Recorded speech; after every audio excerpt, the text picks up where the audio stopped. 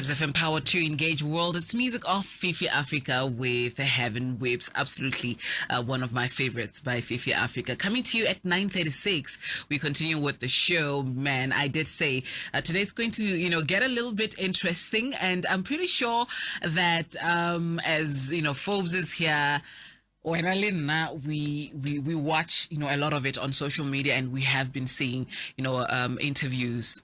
Look, I'm not going to lie. All these young people who are currently at Forbes really have, brilliant minds. But public speaking really is a sport on its own. Not everyone, whether you are a distinction student, whether you are a brilliant thinker, whether you're a brilliant innovator, public speaking is an art on its own, and you really have to, master, the art of it.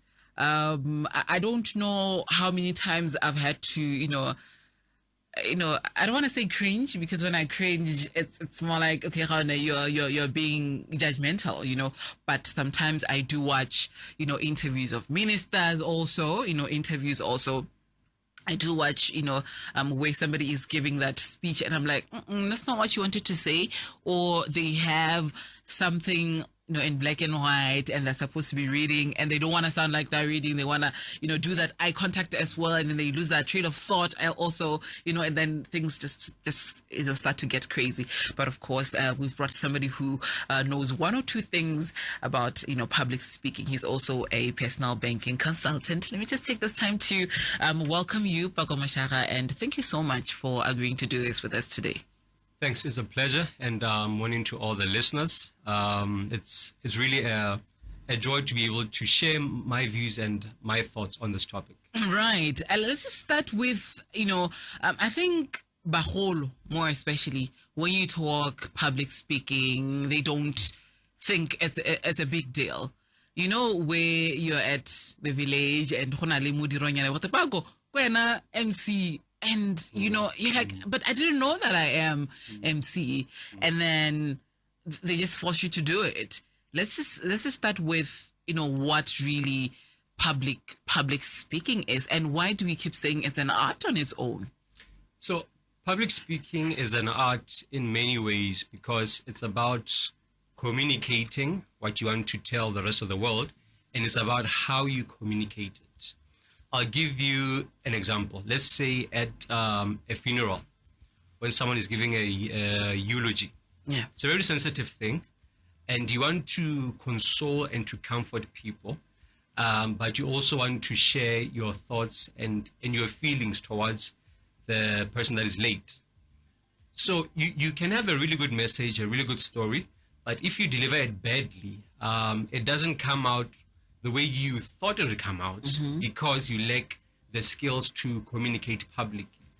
You lack the attention to body language, to vocal tones, to using pauses and using emotions, and also applying storytelling in sharing your thoughts. So all of these are elements of public speaking, which, if understood and applied well, you can deliver bad news, and people actually, don't feel like it's a train smash, because of the way and the art that you were able to bring about those news. Yeah. So I want to ask you this. I don't know. Is it being self-conscious? Is it, lacking that, what you're saying right now, we say I'm at the podium and somebody asks me a question and I say things I don't really mean. Yeah, so it's about understanding a bit of PR, I'd say, because when you're on a public stage, you want to filter your thoughts before you speak. You want to think through like, should I really be saying this? How's this going to sound? But you don't have the luxury of time, because you're on stage, you're on the spot, people want to hear you speak. And when you are quiet for a while, it's just awkward and it looks like you want to say something that's untrue.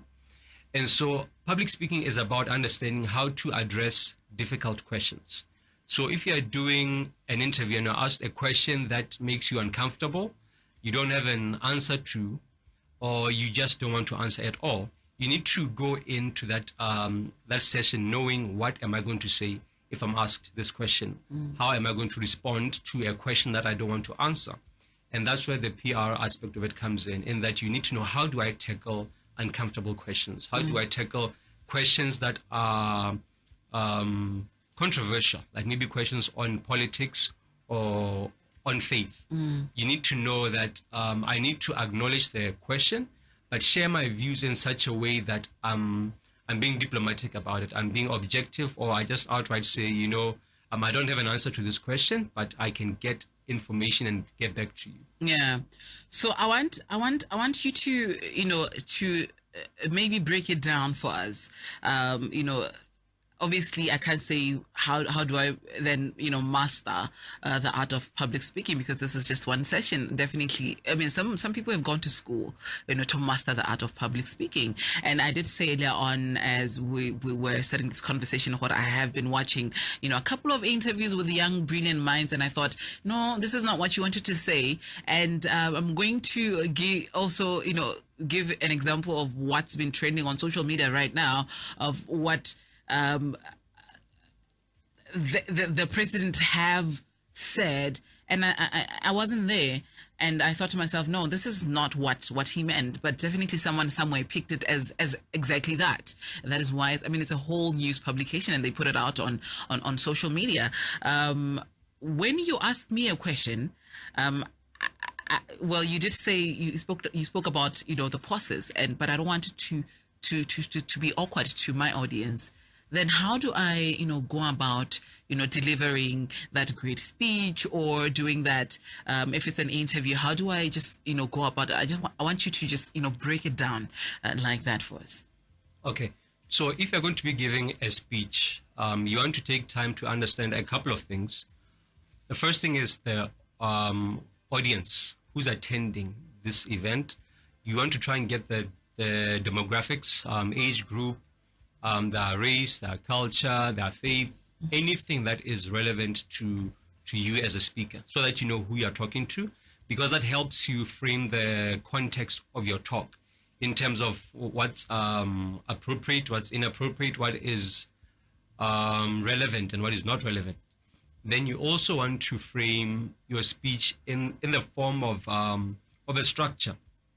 So your typical speech has a theme. You're either trying to inspire people, you're trying to motivate people, or you're trying to inform people. So you need to understand what is the purpose of the speech. Yeah. So that will then guide the direction of the speech. From there, you work on the points. Basically, 3 main points is enough. Then you can have sub-points to support those main points. Then beyond that is the nuances of public speaking, really. You want to incorporate storytelling, because people relate with the story. Yeah. And they also relate with you once they see that you are someone that is someone that understands them and has gone through things that they have gone through as well. Then, you want to throw in some jokes and stuff like that, just to lighten up the mood, icebreakers and all. Yeah, so that's how it's a science and art as well. And that I also want to keep it entertaining. Sometimes some people overdo it. Yeah. How much of it do I do it? You get it? I don't want to overdo it. I don't want to I don't want then my jokes even not it's what people are talking about, instead of the essence of the actual message itself. How much is too much? So I'd say, one, when you go out on stage, you are an extension of who you are in person. So if naturally you're not that funny, you're not a comedian, don't try and be one on stage all of a sudden, because I know you can get there and there's a camera, there's a light, there's a mic and everything, and you just get excited and you really want to bask in that attention. So be yourself when you're on stage. If you're naturally slightly funny, then just be that on stage. Don't try and act out some kind of persona that you don't have in real life. So in terms of jokes, I always err on the side of caution with those, because you want to share jokes that are appropriate, because it's easy to offend people with something that is meant to be a joke. Not everyone takes it well, because maybe the joke is about them, or it's about their race or their tribe or something. So with jokes, you want to be sensitive to the type of audience that you are addressing. Is it young people? Is it elderly people? Is it dignitaries and the likes? And from there, then you decide, is this joke appropriate or not? So there's a bit of, I'd say, social intelligence involved in you thinking, would this really work well, or am I just gonna kill the mood with this joke? Yeah. And somebody here says, I really like this topic, guys. Thank you so much for bringing it. But let's talk about what you said earlier on. You don't have much time, but you have to think. When do I think and when do I say? Okay, so when you're on stage and you're asked something that just throws you off, you aren't ready, you never thought about it, you need to be quick on your feet when you're in public speaking. So that's the first thing that you need to be aware of, that there will come moments when you're on stage and maybe you fall on stage or something happens. There's load shedding that happens on stage, and you have to think quickly on your feet. And so when you're there and something comes up that you aren't ready for, you need to preempt that. Before you go give the talk or do the interview, you need to think, if I'm asked something that makes me uncomfortable, what's my response going to be? If I'm asked a question which I don't know the answers to, how am I going to respond? So you need to think of that before the actual day, so that when it comes up, you don't panic. And if you genuinely don't have an answer to it, never try and give what you think is the right answer, because people will see through it, either through your body language or the tone of your voice or eye contact. Something will give you away that, you know what, this guy isn't being honest. And you don't want that on record, Yeah. So when you don't know, you don't know. Just admit that. You'll get further information and you'll get back to them. Yeah, it's okay to say I don't know. Yeah, it's totally fine. Totally fine. So are there any quick techniques that I can do to give myself that little time to think, so that it doesn't look or sound awkward? I know, as I said, I think I said to you, off air earlier on, it's something that I've noticed with some politicians. They'll say words like, well, or they'll say things like or some people have a tendency which people find annoying, like, you know what I mean? Yeah. Yeah. I know. Yeah. So is that something that is, advisable to do whilst, giving that, speech or doing an interview? So when you're faced with a question that needs you to think while on stage, there are a couple of ways to buy time. One way is to repeat the question back to the audience or to the interviewer and say, blah, blah, blah, blah, whatever it is. If I say the sky is blue, is the sky blue? Yeah, but the sky is blue, yes. And as you repeat it, you are thinking through, what am I going to say about this question?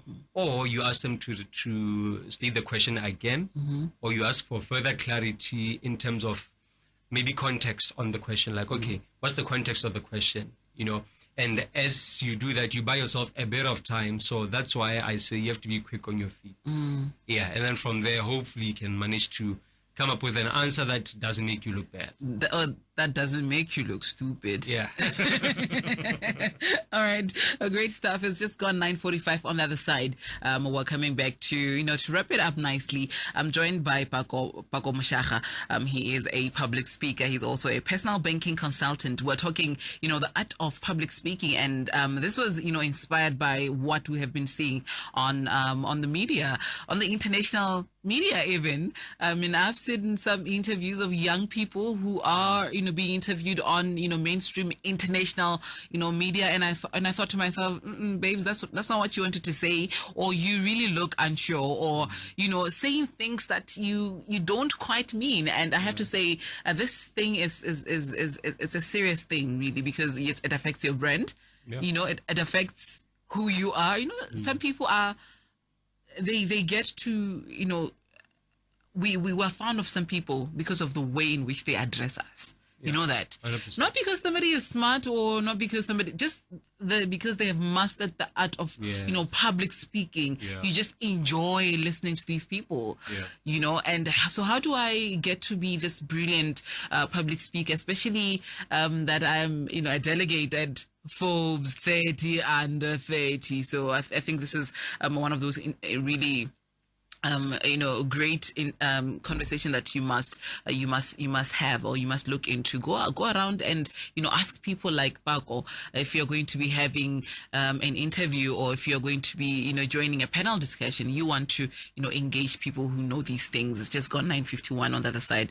We come back. Power to engage your world is on 94.7. On brunch with me, Monday to Friday, 9 to 12 p.m.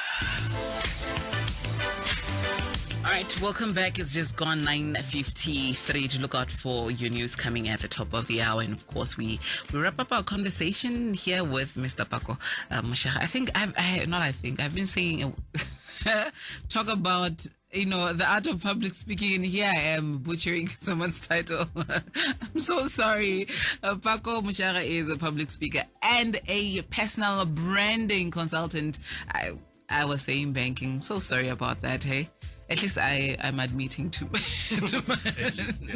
exactly what you are saying we should do. Yeah? If you don't know something, it's okay to say, and you can still say sorry. Let's wrap it up. Okay, there's this thing where somebody is not slow, or they actually know answers, but they just don't have the confidence. They don't have the confidence. And actually somebody just sent me a message here that's saying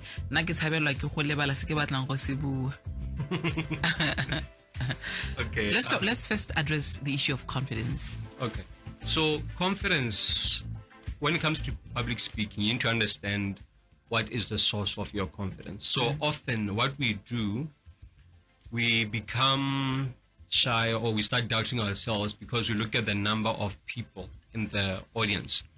We look at how many people will be in attendance, the type of people, how qualified they are, and things like that. And the more you focus on that, the more you feel like you are inadequate. So what you want to do is you want to focus on yourself. Focus on your own achievements, your own accolades, and the fact that the host trusts you with their audience. The host trusts that you will say something sensible, something logical, and something that is worth people sitting down and listening to. So work on your own esteem and confidence, and keep the focus on you above all. And the more that you do that, the more you manage to gain that confidence in yourself. And another thing, which is actually linked to the second point, the text that came in, is you want to rehearse the talk before the actual day. The more that you rehearse the talk, the less anxious you feel on the day. Because let's say you rehearse the talk 5 times at home.